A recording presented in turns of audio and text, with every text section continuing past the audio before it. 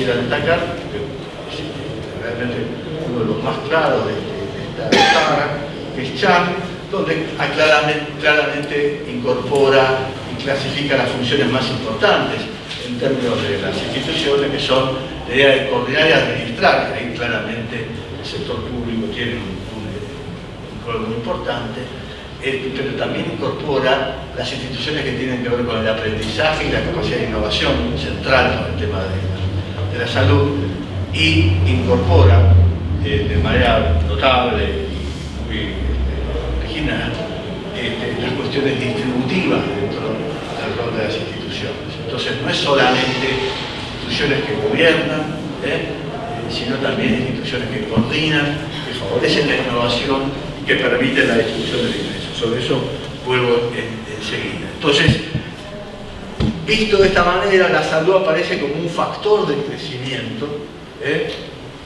como una condición de crecimiento más que como un factor, eso es lo que quiere decir, ¿no? La salud es una condición del crecimiento económico, no tanto como factor, es una condición que además se nutre de un andamiaje institucional que hace que eso sea posible. Obviamente, las instituciones que tienen que ver con la información, nuevamente, nosotros sabemos que están en el centro de las razones que uno utiliza para justificar la intervención del Estado. Ahí aparece toda esta cuestión, y fíjense que entre las razones de intervención que tienen que ver y se vinculan con la información está la idea de bienes meritorios. Los bienes meritorios son, en teoría económica, el punto, el vértice que separa las aguas entre los que seguimos una idea de finanzas públicas más tradicional de la gente que sigue las teorías de la elección pública, etcétera, donde hay cierta discusión que viene desde hace décadas muy fuerte sobre quién es el Estado para obligar a algo, a hacer algo a alguien que no afecta a un tercero. En ese sentido, ¿por qué el Estado va a obligar a usar cinturón de seguridad? ¿Por qué el Estado va a obligar a mandar a mis hijos a la escuela?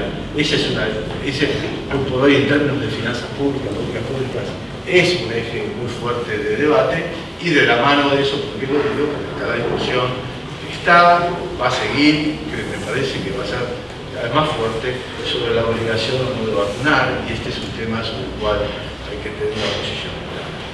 Y vinculado a esta cuestión que decía Chan, de la equidad, etc., a mí me parece que este recorrido yo lo terminaría haciendo mención a Amartya Sen, nuevamente, que uno siempre trata de volver. Uno siempre que estudia estos temas, aunque no tengan nada que ver, al final del recorrido digo, bueno, ¿y qué diría Sen? Cuando alguien tiene, cada uno tiene sus ídolos, ¿no es cierto? Sen es uno de los que yo sigo. Aunque no tenga que ver con el tema, digo, bueno, ¿qué dice Sen de todo esto? Claro, Sen lo que hace, Sen escribió mucho, pero lo que a mí me interesaba rescatar es las menciones que él hace en un libro sobre ética. Él tiene un libro sobre ética y economía, en donde ahí rescata cuestiones de Adam Smith, lo cual es muy valiente y muy justo, porque la gente tiene una idea de lo que decía Adam Smith, que no tiene nada que ver con lo que era Adam Smith, y Adam Smith habla, y lo rescata sobre la idea de tener reglas generales de conducta que son aceptadas por la sociedad y terminan siendo patrones de conducta del comportamiento cotidiano. Y Sen, a partir de ahí, incorpora componentes éticos en la teoría económica que tienen que ver con la simpatía por el otro, es un tema menor, el compromiso con ciertas funciones altruistas, un poco alejándose de la visión más egoísta que puede haber atrás de las teorías económicas, y básicamente respetar pautas de conducta, y nuevamente ahí aparece dentro de la economía la cuestión de la equidad y el cuidado de cuestiones de situaciones corruptas, etc. Bueno, hasta acá el recorrido, y ahora me debería pegar un salto mortal y decir algo de la Argentina, ¿no es cierto? Entonces, ¿qué tiene que ver esto con nuestra discusión habitual? Bueno, tiene que ver mucho, y ya lo decía antes, ¿Por qué? Porque lo que se habla es de salud, no de gasto de salud. Cuando uno mira a la Argentina tiene un gasto de salud alto, alto en comparación internacional, muy alto diría, muy alto en términos de que la economía argentina, la economía argentina puede destinar a la salud. 10 puntos de producto es mucho en un sector de este tipo. Y el gasto público de salud es bajo, extremadamente bajo. Es tan alto el gasto, es tan absurdamente alto el gasto total en salud como absurdamente bajo el gasto público en salud. Y esa es una cuestión no menor. ¿Por qué? Porque estamos hablando de, vinculado con la teoría del crecimiento y lo que requiere la economía de la salud, estamos hablando de un sector que muestra grandes ineficiencias, seguramente tema complicado, pero todos lo sabemos, hay sectores altamente corruptos, hay mucho negocio particular, es un sector en donde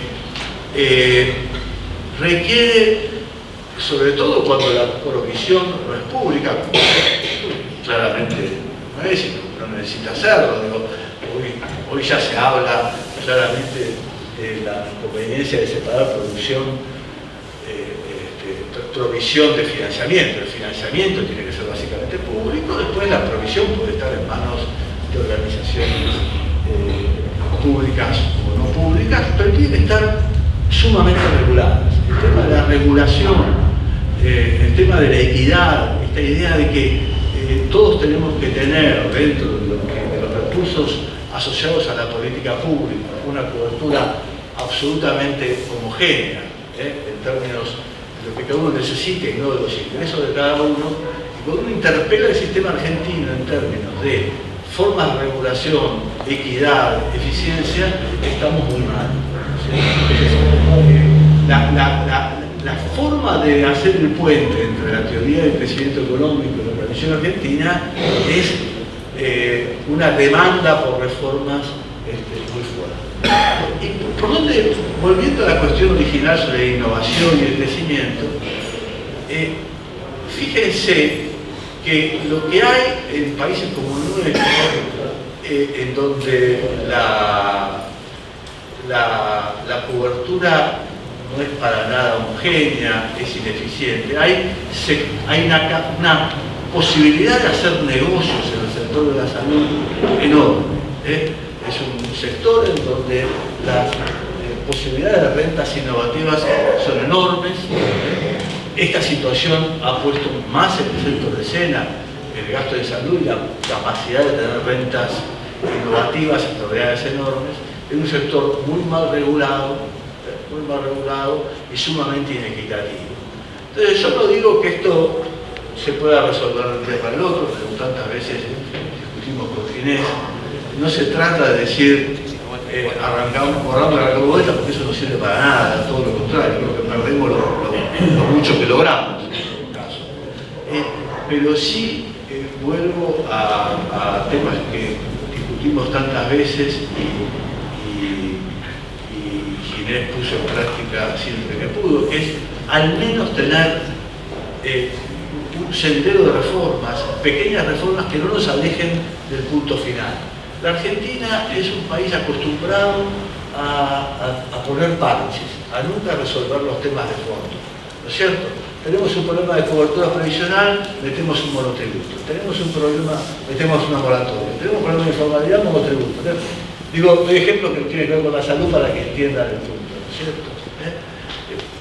Y no, uno tiene que tener. Está bien que uno haga reformas parciales porque no hay espacio fiscal, porque no hay consensos políticos, o sea, pero los parches, las reformas pequeñas, no tienen que ser reformas que nos alejen del punto final. Y si uno sabe que tiene que ir a un sistema donde la cobertura vinculada, donde el gasto público tiene que ser predominante, el gasto de bolsillo tiene que ser el menor posible, donde la cobertura asociada con los fondos públicos tiene que ser absolutamente homogénea para toda la sociedad. Bueno, esos patrones debiera orientar los pequeños cambios y hacer que los parches no los alejen. Si nosotros seguimos teniendo el gasto de salud que tenemos tan ineficiente que obliga a la sociedad argentina a gastar 2 y 3 veces en lo mismo, la verdad es que en ese sentido el sector de salud argentino es más una traba al crecimiento que un factor de crecimiento. Más allá de cuestiones puntuales que seguramente van a aparecer en la jornada y que son muy importantes acerca de oportunidades de innovación, etcétera, que van a generar impacto en el resto de la sociedad. Pero en lo macro me parece que tenemos que ser un poco más cuidadosos en cómo asignamos los fondos en el sector. Bueno, hasta acá llegué. Muchas gracias.